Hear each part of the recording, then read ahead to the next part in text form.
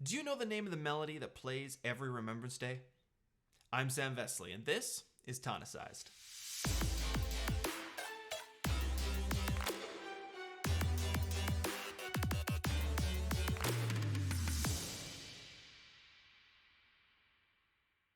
Hello everyone, and welcome back to another episode of Tonicized. I'm Sam Vesley, and today we're going to talk about Remembrance Day. Remembrance Day is fast approaching, and with it, a traditional moment of silence for those who've sacrificed so much for their countries in the face of war. With this moment of silence, traditionally there is a melody that is played called the last post, which is usually played by either a trumpet player or a bugler. Now, I have no military background whatsoever, and I just want to make that clear. But I have been lucky enough to play this mournful melody in a lot of Remembrance Day ceremonies growing up as a kid, playing trumpet in high school band. The emotions that I would feel when playing this melody are really hard to describe. And if you've ever been to a Remembrance Day ceremony, you know that it's very emotional, it's very somber, and very important. So I thought, what better way to prepare us for the November 11th Remembrance Day than to dive into the melody of the last post, give you a little bit of a historical background as to where it came from, and really dive into how I think this melody is a masterpiece in thoughtfulness and reflection when it comes to composing music. Let's get into it. Music was an important part of military life, and it really was an important factor when it came to time and ongoings in a military camp. In order for soldiers to know exactly when things were happening, music was used as a signal of sorts. There would be a song for dinner time, there would be a song for marching time, there would be a song for pretty much every ongoing in a camp or on a battlefield. And the last post is no different. The last post was used as a sign that the rounds of the camp, the surveying of the perimeter had been completed, and it was sounded off as soon as the soldier walked past the last post.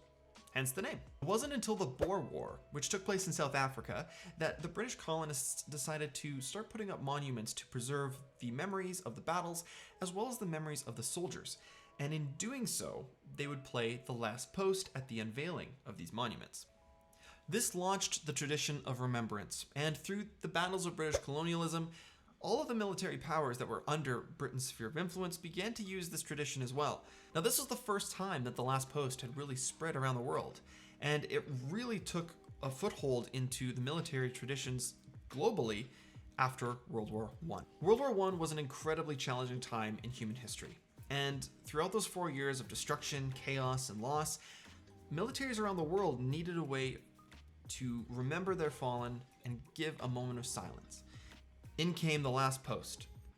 Now, whether they were with or against the British, the last post was a very, very good way of setting up a moment of silence in a militaristic fashion.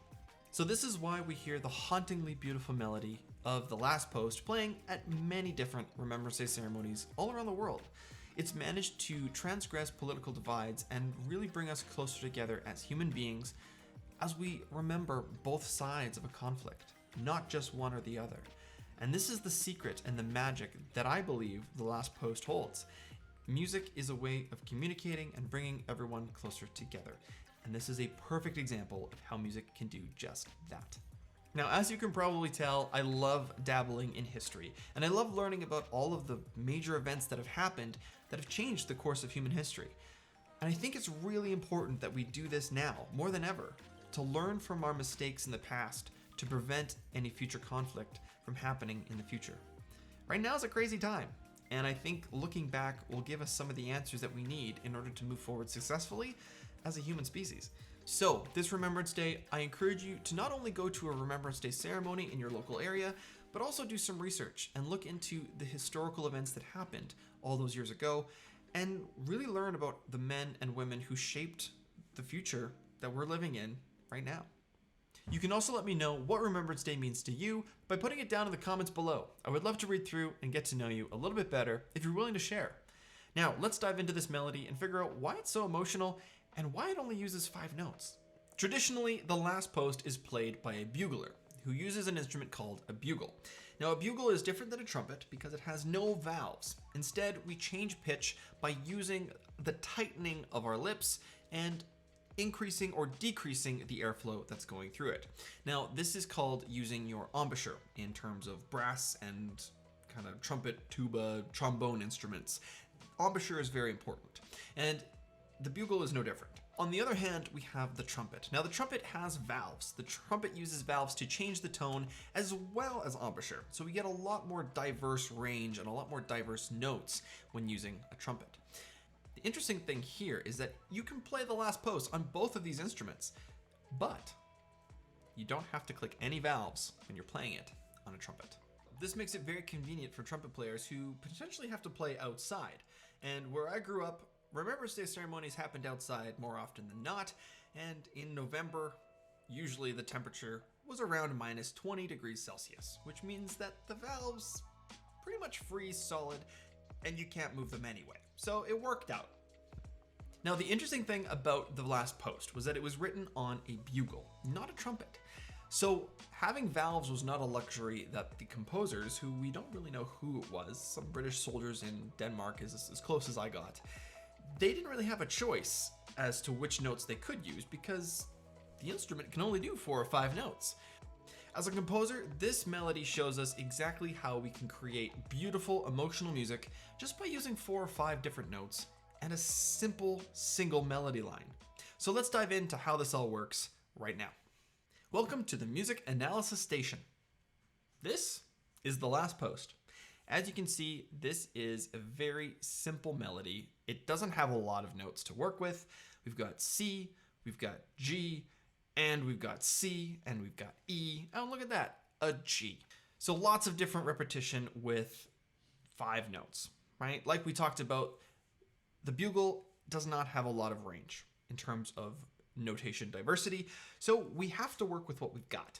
And in this case, we've got these notes. Now, these right here are called fermatas. They look like eyeballs, kind of funny. But every time you see those is a chance for the player to take a break, take a pause, and allow for the emotions to really kind of settle in. So what I've done here is I've numbered all of the sections that I have broken it into when I was learning how to play this melody on the trumpet for my Remembrance Day ceremonies that I did growing up as a kid.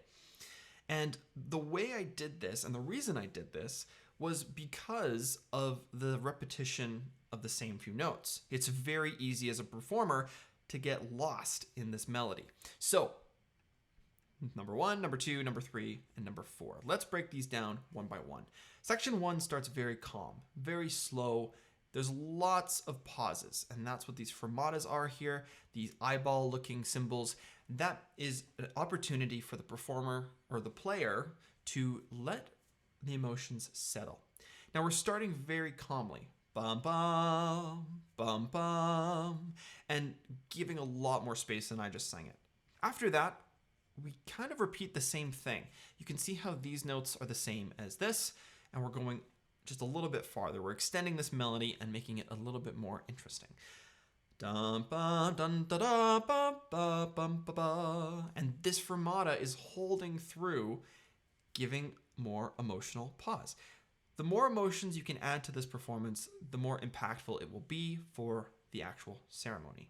Now, traditionally, the last post was played in about 45 seconds, so a lot faster than what we kind of hear today, but it's because the trumpet players and the buglers that are playing at Remembrance Day ceremonies are really trying to tap into the emotions of the moment and of this music. So having those big pauses is super duper important. Now you can see here that we're kind of working with a pattern. Bum bum bum bum bum bum bum bum bum bum bum bum ba ba. This is repeating the same idea ba da da da from the first line, but we've added a different characteristic. We're jumping in terms of thirds, right? Bum bum bum bum. That is super simple, right? And it allows us to really appreciate the melody and listen to it. It's not really complex, which is great. So moving into section 2. Section 2 is a lot busier than section 1. Section 1 gives us a chance to settle in, know what's coming, and if you're a soldier, to salute, right? As soon as you hear those first 2 notes, traditionally soldiers salute to the last post. So something to watch for at your Remembrance Day ceremony when you hear this tune. Now, section 2, much busier. We're using the same repetitive pattern though, and as you're performing this can get very easy to forget. So, da da da dun dun da dun dun da dun dun da da dun dun da da da da da da.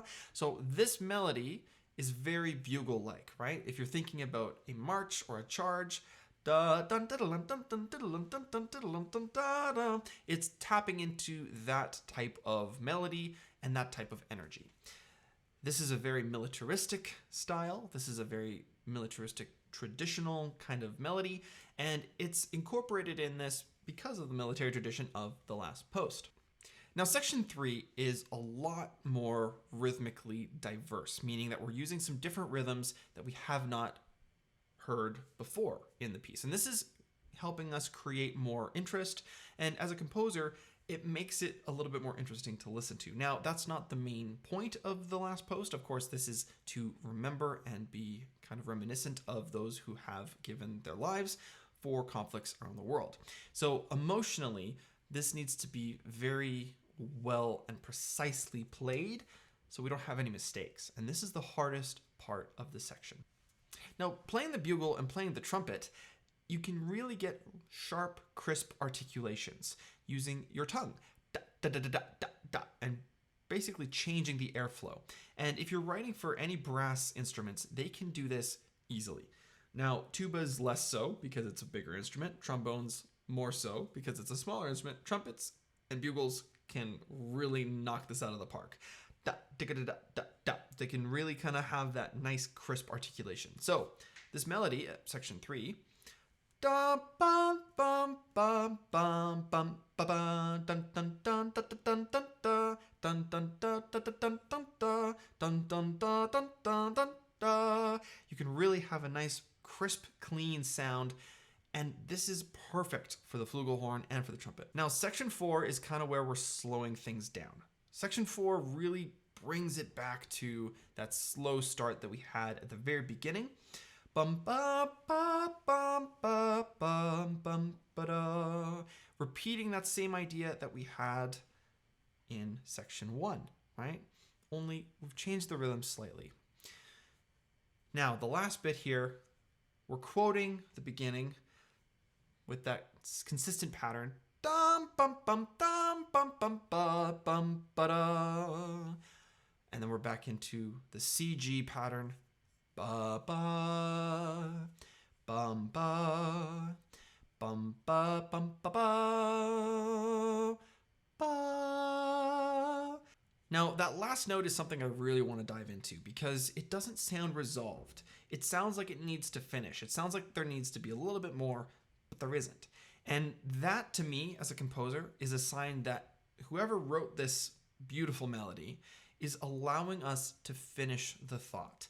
And in doing so, we start to remember, and we really dive into the meaning of Remembrance Day and the purpose behind it. The last post is a huge part of any Remembrance Day ceremony. And if you go to one on November 11th, you'll hear this melody being played by a trumpet player or a bugler.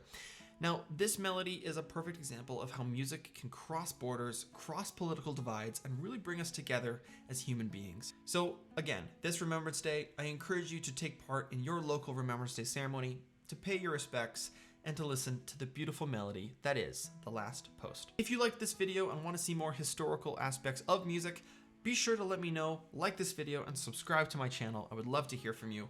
As well, be sure to hit that notification bell so you get notified as soon as one of my new videos releases. Thank you so much everyone for watching. I hope you enjoyed this video, and I will see you next time on Tonicized.